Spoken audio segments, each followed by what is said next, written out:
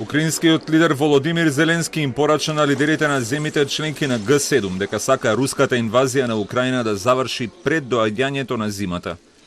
Во видео обраќањето до лидерите, Зеленски оцени дека условите на борбеното поле ќе ги спречат неговите трупи во обидот да ја вратат изгубената територија, апелирајќи до лидерите да дадат се од себе со цел војната во Украина да заврши до крајот на годината.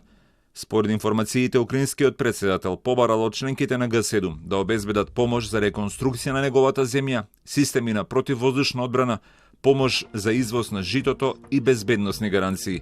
Тој исто така апелирал за интензивирање на санкциите против Русија.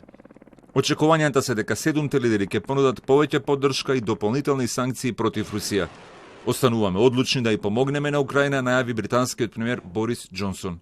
I think there's a reason for that.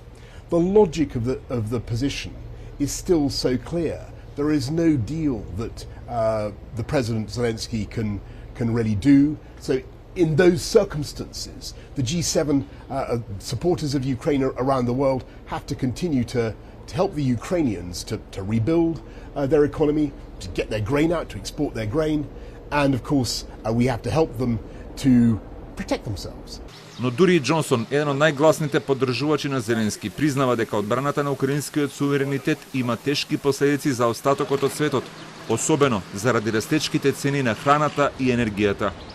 Затоа на самитот беа поканети и лидерите на Јужна Африка, Индонезија, Индија и Сенегал да бидат разгледани можностите за тоа што може да се направи повеќе да се запре глобалната инфлација.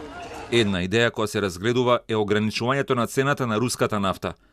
На првиот ден од 3-дневниот самит во германската провинција Баварија, лидерите ја подлекоа својата заедничка позиција за поддршка на Украина и ги обелоденија плановите за инвестирање стотици милиарди долари во инфраструктурни инвестиции за земјите во развој. Г7 го сочинуваат 7 најбогати земји во светот: Канада, Франција, Германија, Италија, Јапонија, Обединетото кралство и Соединетите американски држави. Тие досега го воведоа најголемиот пакет санкции против Русија, блокирајќи ја државата од меѓународната трговија и глобалниот финансиски систем. Зеленски бара и целосна забрана на увозот на рускиот газ и нафта.